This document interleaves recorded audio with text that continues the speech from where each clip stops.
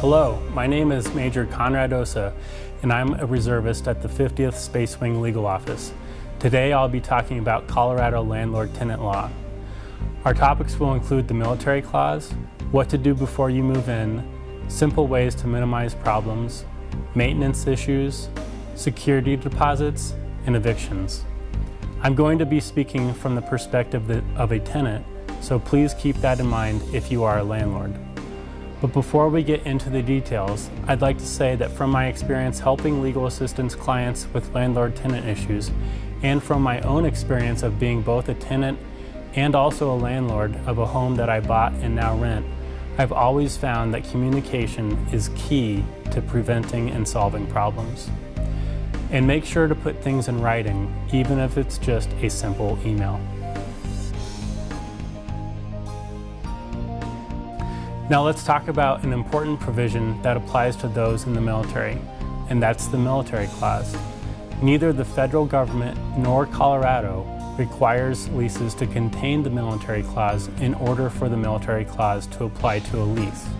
However, if a lease explicitly says that the military clause does not apply, then it does not apply because the military clause is something that can be negotiated away.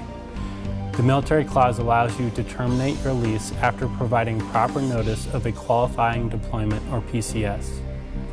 Under the military clause, the lease will terminate at the end of the next full payment period after you give notice of termination. The specifics regarding notice and termination can be difficult to understand, so I'll give an example that applies to many people. Most people are in leases that have a 1-year lease term, and rent is due at the beginning of each month on the first day.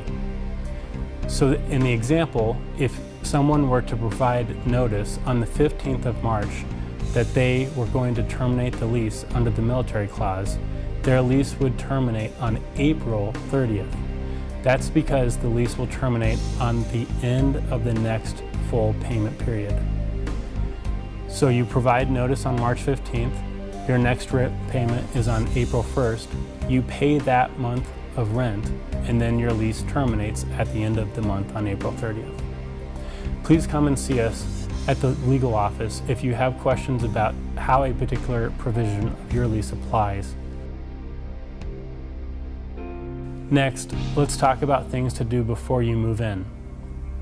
Under Colorado law, landlords are required to maintain minimum living standards and must address deficiencies. To protect yourself, before you consider moving into an apartment or a house, check the condition of the property and write down items that appear to be damaged or not working properly, or that need to be replaced. Keep a copy of the list for yourself and also give a copy to the landlord. If anything is unacceptable, bring it to the landlord's attention and get a written promise from the landlord to repair it. Also consider taking pictures or even video of a place before you move in, and then again when you move out. This can help prevent disputes regarding deficiencies and damage that may have existed prior to your tenancy. After you've moved in, the landlord is responsible for maintaining the property and making any necessary repairs. If you have a problem with the landlord making the appropriate maintenance repairs, you can contact the Housing Code Enforcement Office here in Colorado Springs at 719-444-7891. Moving on, here are some ways to minimize problems. First, get things in writing. Any arrangement between you and your landlord should be in writing, and it should be signed by both you and your landlord, and each of you should have a copy. If you have a problem, notify your landlord. Also, request receipts. Requesting receipts can help to prove that you made a payment. Never pay cash without getting a receipt. Also, always remember to pay your landlord promptly. And if you can't pay your rent when it's due, try to reach a mutually agreeable solution with the landlord and put it in writing. Also, don't make alterations to the home without the landlord's permission. This is an easy way for landlords to charge you for your security deposit and always keep your place clean and orderly. Don't allow people to damage the property, and if it is damaged, let the landlord know and explain to them what happened and how you plan to repair it. It's always best to be on the same page as your landlord.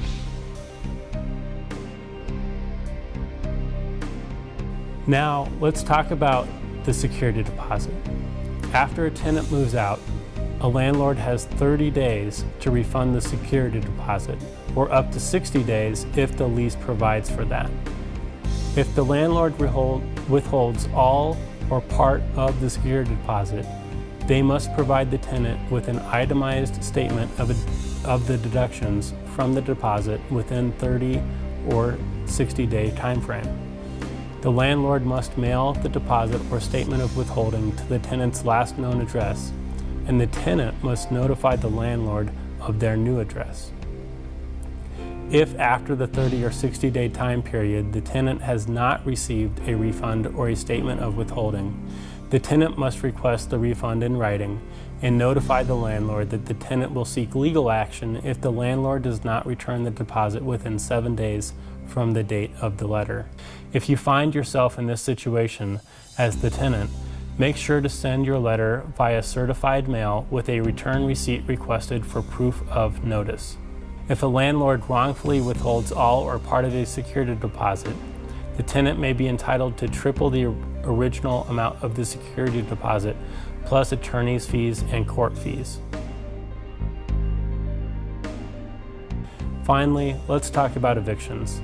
A landlord is required to serve a tenant with a 3-day notice of a demand to pay the rent, correct a violation, or to move out for 3 days.